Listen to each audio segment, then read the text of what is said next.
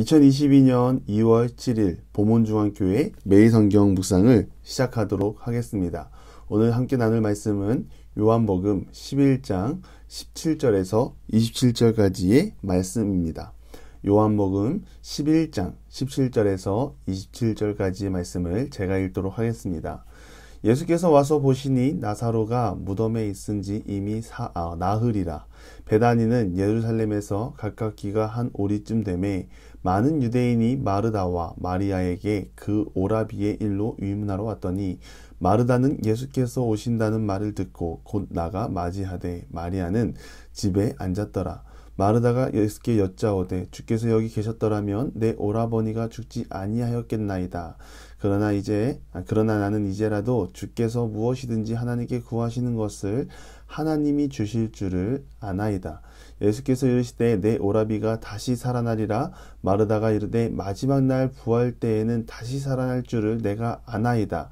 예수께서 이르시되 나는 부활이요 생명이니 나를 믿는 자는 죽어도 살겠고 무릇 살아서 나를 믿는 자는 영원히 죽지 아니하리니 이것을 내가 믿느냐? 이르되 주여 그러하외다. 주는 그리스도시요 세상에 오시는 하나님의 아들이신 줄 내가 믿나이다. 아멘.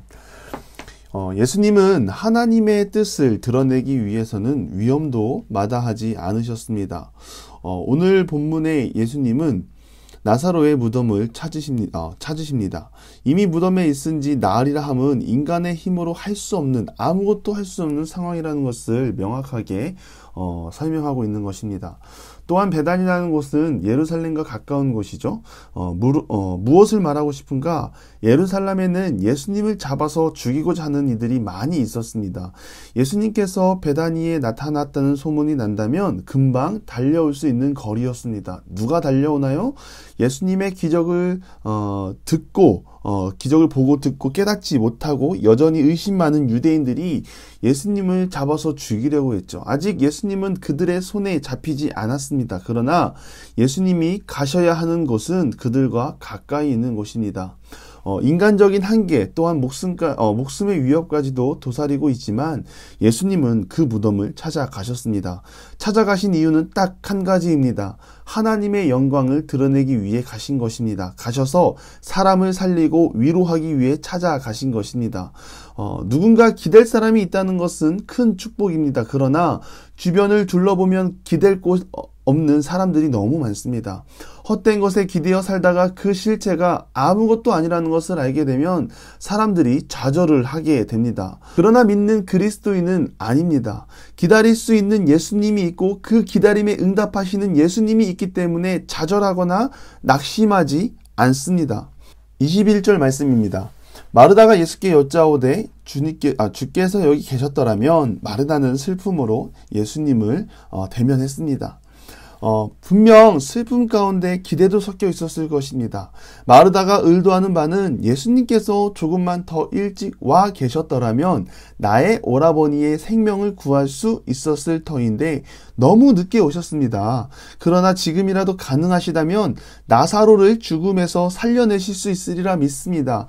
하나님께서는 예수님께 허락하지 않으시는 것이 없으니까 말입니다 라는 의미로 그런 마음으로 말했을 겁니다.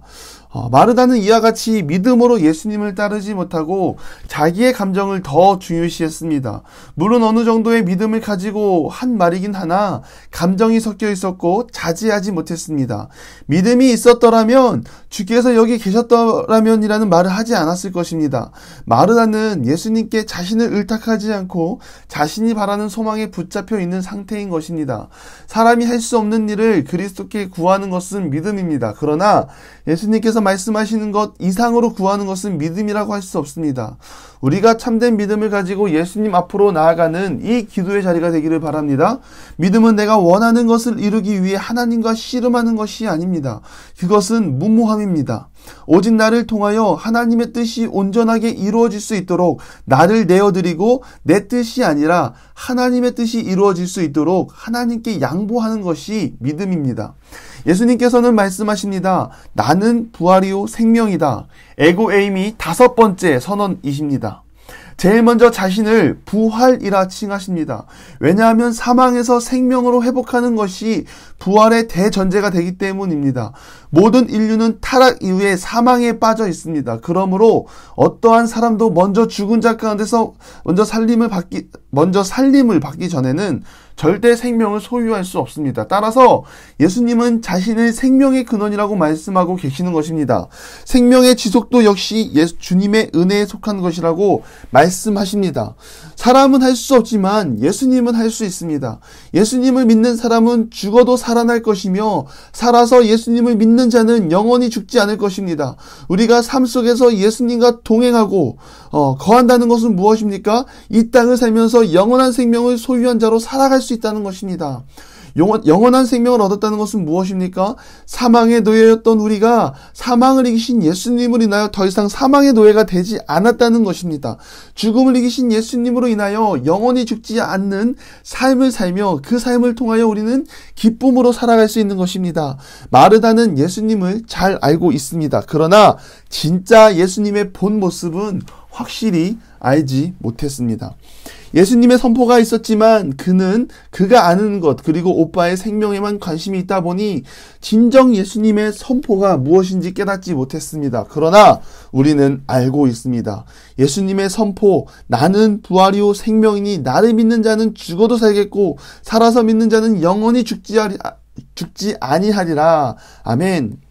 장례식장을 가보면 마지막 인사가 힘이 되는 장례식장이 있는 반면 그렇지 못한 경우도 있습니다. 그렇지 못한 장례식장에는 이 땅에 아쉬움이 가득하고 헤어짐에 어찌할 바를 몰라 눈물만 흘리는 경우일 것입니다. 그러나 믿는 자녀들의 장례식장을 가면 비록 육신의 헤어짐은 있으나 우리가 다시 만날 곳은 하나님의 나라 천국이기에 기쁨으로 장례를 치릅니다.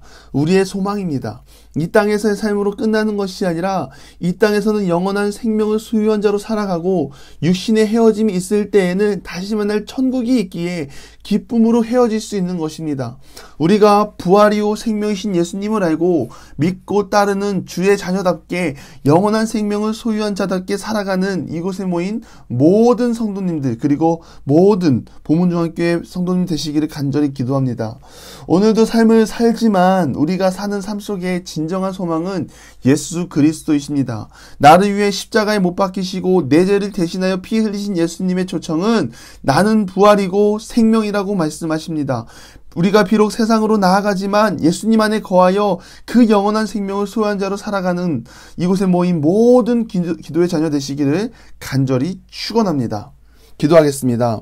하나님, 이 땅의 소망은 부활이요 생명이신 예수님이심을 고백합니다. 내가 먼저 그 부활의 주님을 믿고 따르는 주의 자녀들 되게 하시고 믿음으로 하나님의 나라를 구하며 나아가는 자녀 되게 하시옵소서.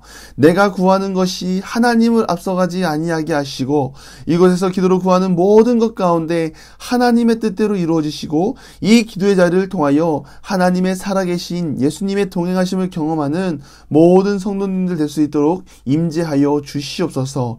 예수님의 이름으로 기도드리며 이제는 우리 구주 예수 그리스도의 은혜와 하나님의 극진하신 사랑하심과 성령의 감화 감동 교통하심이 나는 부활이요 생명이니 나를 믿는 자는 죽어도 살겠고 살아서 믿는 자는 영원히 죽지 아니한다는 예수님의 선포를 믿음으로 받아들이고 그렇게 살아가기를 소망하는 이곳에 모인 기도의 자녀 위에 보문중앙교회 모든 성도 위에 이제로부터 영원토록 함께 하시기를 간절히 축원하옵나이다. 아멘.